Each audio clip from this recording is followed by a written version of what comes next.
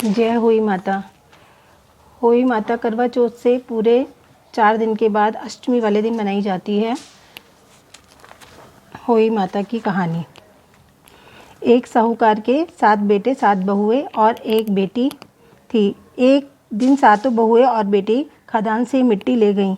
मिट्टी खोदते समय ननद के हाथ से स्याऊ का बच्चा मर गया। तब स्याऊ माता बोली कि तेरी कोख बांधूंगी। तब ननद ने भाभियों से कहा, मेरे बदले तुम कोख बंधवा दो। तो 6 भाभियों ने तो मना कर दिया, परंतु छोटी भाभी ने सोचा, अगर मैं अपनी कोख नहीं बंधवाऊंगी तो सासू जी नाराज़ होंगी, इसलिए उसने अपनी कोख बंधवा ली। तब उसके बच्चा होता होई साते के दिन मर जाता।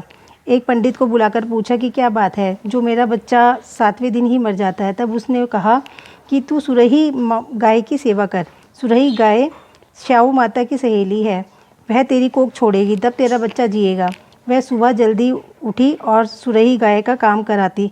गऊ माता ने सोचा कि आजकल कौन मेरी सेवा कर रहा है, मेरी बहुएं तो काम करते हुए लड़ाई करती हैं। तो गऊ माता ने सुबह उठकर देखा, साहूकार की बेटी की बहू है जो सारा काम कर जाती है।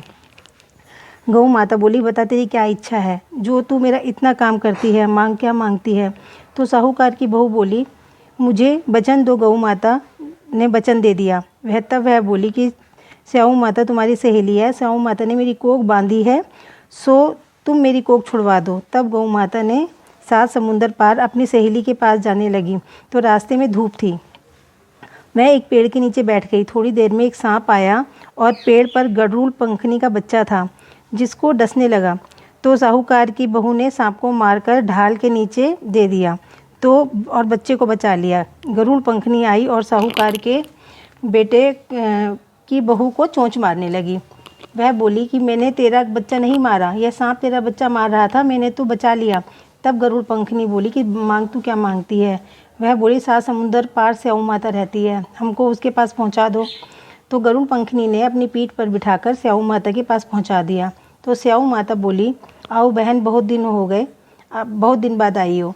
और स्याऊ माता बोली कि मेरे तो सिर में बहुत जूं पड़ गई है। फिर साहूकार की बहू ने उसकी सारी जुएं निकाल दी। तब स्याऊ माता बोली, तूने मेरी बहुत भलाई करी, इसलिए तेरे 7 बेटे 7 बहुएं हों। तो बहू बोली, मेरे तो एक भी बेटा नहीं, 7 कहाँ से होंगे। तब स्याऊ माता बोली, क्यों नहीं होंगे। तब वह बोली कि पहले मुझे वचन दो। स्याऊ माता ने कहा, अगर मैं वचन से फिर जाऊं तो धोबी के घाट पर काकरी हो जाऊं। तब साहूकार की बहू ने कहा, मेरी कोख तो तेरे पास बंधी पड़ी है। तब स्याऊ माता बोली, तूने तो मुझे ठग लिया, मैं तेरी कोख खोलती, परंतु अब खोलनी पड़ेगी। जा, तेरे घर 7 बेटे 7 बहुएं मिलेंगी और 7 उजमन करियो, 7 मंडिया 7 कड़ाही करियो। वह घर गई तो उसने देखा 7 बेटे बहू के साथ बैठे हैं। बहुत धन हो गया। तब उसने 7 होई मांडी, 7 उजमन करे, 7 कड़ाही करी। सारी जिठानी बोली कि जल्दी जल्दी पूजा कर लो, नहीं तो छोटी रोने लग जाएगी। थोड़ी देर में उन्होंने अपने बेटे से कहा, तुम्हारी चाची रोई क्यों नहीं। तो बच्चों ने कहा कि चाची के यहाँ तो होई मंड रही है। तब जिठानी भागकर गई और देखा कि कोख छुड़ा लाई है। तब वह बोली, तुमने तो कोख बंधवाई नहीं, मैंने बंधवा ली, परंतु स्याऊ माता ने दया करके मेरी कोख खोल दी। हे स्याऊ माता, जैसे साहूकार के बेटे की बहू की कोख खोली, वैसी सबकी खोलना। वैसा कहते सुनते सब परिवार की कोख खोलती जाइयो। स्याऊ माता की जय। होई माता की कहानी के बाद उजमन करें। होई माता का पहनावा, पूरे सिंगाड़े और जैसे थाली आपके यहाँ होती है, आप उन सबको करें। होई माता सबके बहू बेटे बनाए रखना, सब परिवार बनाए रखना।